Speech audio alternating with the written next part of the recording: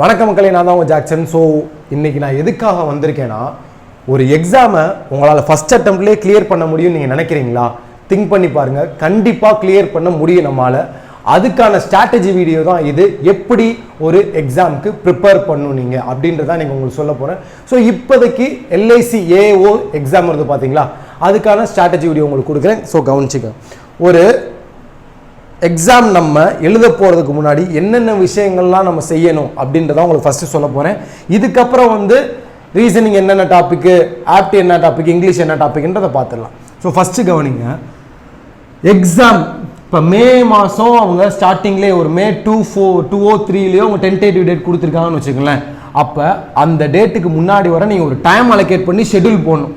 இன்றைக்கி ஒரு 2 மணி நேரம் நான் இதை படிக்கணும், இந்த 1 மணி நேரம் இதை படிக்கணும் அப்படின்னு ஒரு ஷெட்யூல் போட்டு இப்போயே நீங்கள் ஒரு ஷெட்யூலை பிரித்து வச்சிடணும். அடுத்து டாபிக் வைஸ் ப்ராக்டிஸ் பண்ணணும். எப்பயுமே எடுத்தோடனே ஃபுல் டெஸ்ட் போட பறக்க ஆசைப்படக்கூடாது.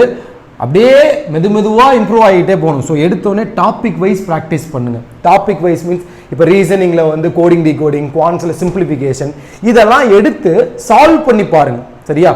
அதுக்கப்புறமா தான் செக்ஷன் வைஸ் டெஸ்ட்ன்ற ஒன்றை போடணும். ஃபஸ்ட்டு தனித்தனியாக டாபிக் எல்லாத்துலேயுமே நம்ம ஸ்ட்ராங் ஆகணும்.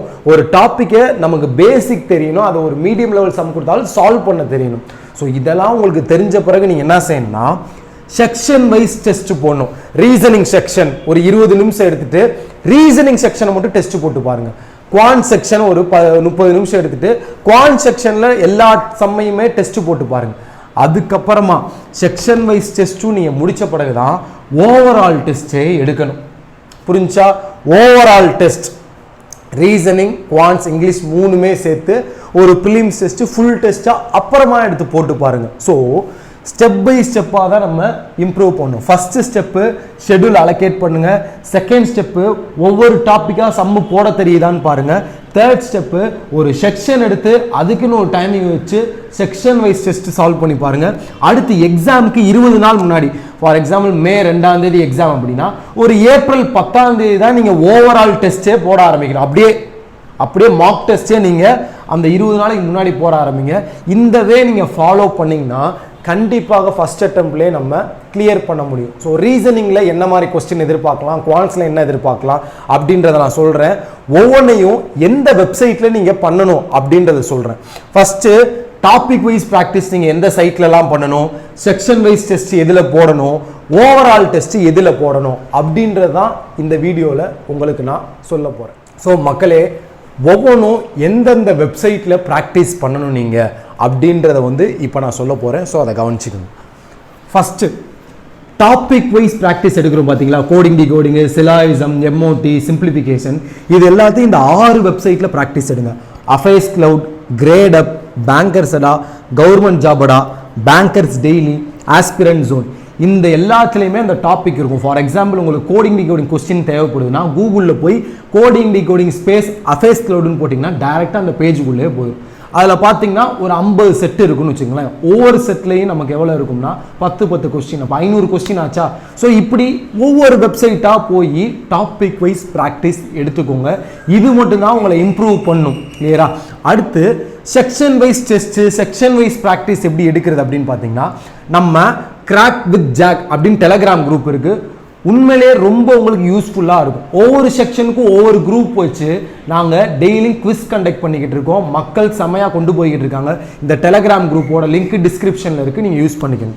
அஃபேர்ஸ் கிளவுட்லேயும் செக்ஷன் வைஸ் டெஸ்ட் இருக்கும். Coding decoding section wise test வச்சுருப்பாங்க, பேங்கர்ஸ்டாகவும் வச்சுருப்பாங்க, கிரேடப்பும் வச்சுருப்பாங்க. ஓகே, செக்ஷன் வைஸ் டெஸ்ட்டு இல்லை என்றால் ஒரு பேஜில் ஒரு 10 கொஸ்டின் இருக்குன்னா நீங்களாம் டைமர் ஆன் பண்ணிக்கோங்க. சரியா? டாபிக் வைஸ் ப்ராக்டிஸ்னா டைமர் செட் பண்ணாமல் ஏனோ தானோ நான் சால்வ் பண்ணி பார்த்தா மட்டும் போதுன்றது தான் டாபிக் வைஸ் ப்ராக்டிஸ். செக்ஷன் வைஸ்னா ஒரு டைமர் ஃபிக்ஸ் பண்ணணும். ஒரு 5 நிமிஷம் ஃபிக்ஸ் பண்ணிட்டு இதுக்குள்ளே நான் ஒரு 20 கொஸ்டின் முடிக்கணும், டைமர் ஆன் பண்ணிட்டு நீங்கள் இந்த கொஸ்டினை கூட சால்வ் பண்ணாலும் அதுவுமே செக்ஷன் வைஸ் டெஸ்ட் தான். ஓகேயா? ஓகே. ஸோ இதுலேயும் இருக்கும். அடுத்து பார்த்தீங்கன்னா ஓவரால் டெஸ்ட்டு இந்த 4 வெப்சைட் யூஸ் பண்ணுங்கள். ரொம்ப பெஸ்ட்டாக இருக்கும். ஃபஸ்ட்டு oliveboard.com ரொம்ப எக்ஸ்ட்ரீம் லெவலில் இருக்குங்க. எக்ஸாம் ரொம்ப கஷ்டமாக இருக்கும். அதில் போட்டிங்கன்னா டெஸ்ட் புக், பேங்கர்ஸ் அடா, கிரேட் அப், இது ஒரு மாடரேட் லெவலில் இருக்கும். ஆலிவ் போர்டு வந்து ஹை லெவல், ஓப்பனாகவே சொல்கிறேன் ஹை லெவல். இதுக்குள்ளே போனோம்னா வாழ்க்கையை வெறுத்துரும், அப்படி கொஸ்டின் செட் பண்ணியிருப்பாங்க, போடுறதுக்கும் சூப்பராக இருக்கும். இந்த 3 இது வந்து ஹை லெவல், இதில் டெஸ்ட் ஓவரால் டெஸ்ட் ஆலிவ் போர்டில் தான் எடுக்கணும், ஹை லெவலாக இருக்கும். இந்த 3 வந்து மாடரேட் லெவல். ஓகே, அப்போ ஈஸி லெவல், அதாவது எக்ஸாம் நீங்கள் எழுதுவீங்க பார்த்தீங்களா, கொஸ்டின் எக்ஸாம் மாதிரியே ஈஸியாகவே இருக்குது எதுன்னு பார்த்தீங்கன்னா கவர்மெண்ட் ஜாபடா. இதில் டெஸ்ட் போட்டு போனீங்கன்னு வச்சுக்கோங்களேன், இதுக்கும் எக்ஸாமில் எழுதுறதுக்கும் வித்தியாசமே தெரியாது. இதில் ஏன் போடக்கூடாது, எடுத்தோடனே இதில் போடாதீங்க, இதெல்லாம் முடிச்சு கடைசியாக அதில் போடுங்க.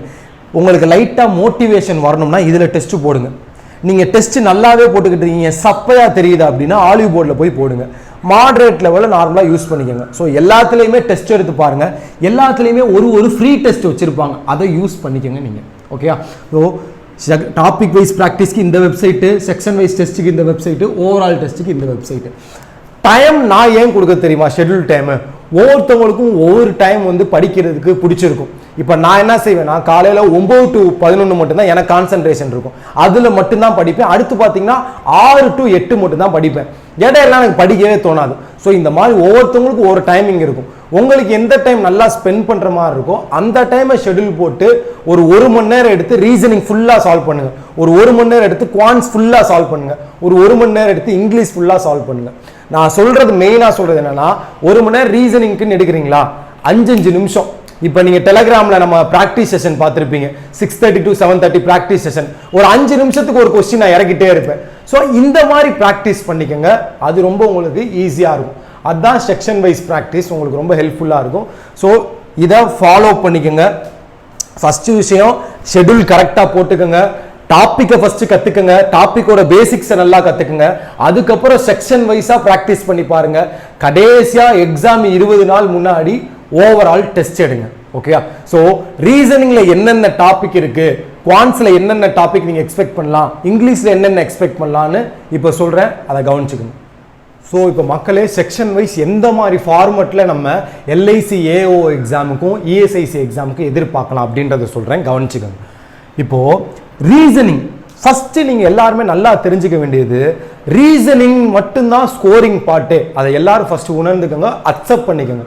இங்கிலீஷ் வந்து எல்லாருக்குமே தெரியும்னு சொல்லிட முடியாது, ஆனால் ரீசனிங்கிற ஒரு விஷயம் எல்லாருக்குமே வரும், சரியா? ஸோ ரீசனிங் ஸ்கோரிங் பார்ட்னா அதை ஃபஸ்ட்டு தக்க வச்சுக்கணும் நம்ம.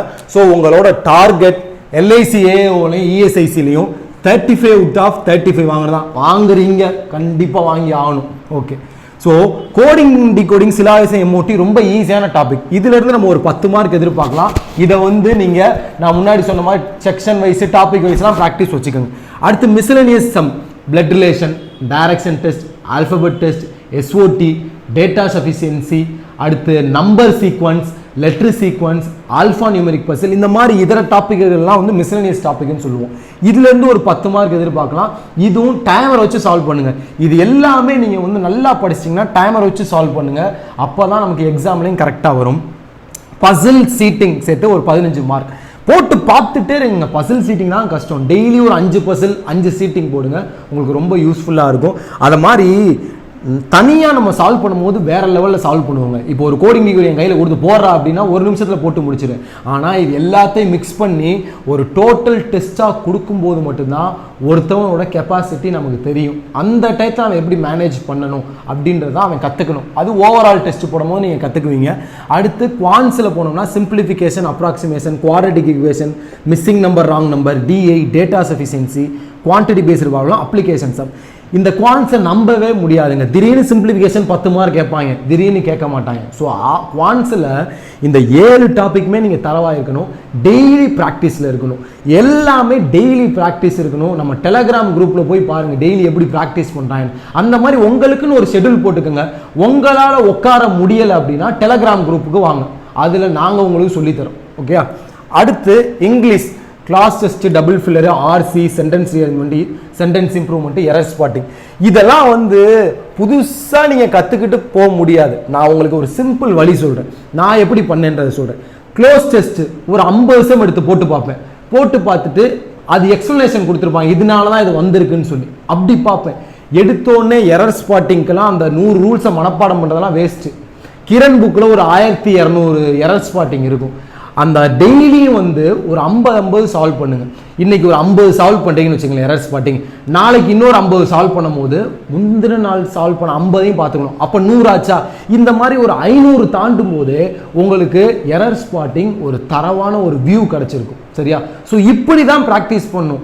ரூல்ஸை மனப்பாடம் பண்ணக்கூடாது, அது எப்படி வந்திருக்குன்னு அப்ளை பண்ணி பார்த்து கற்றுக்கணும்.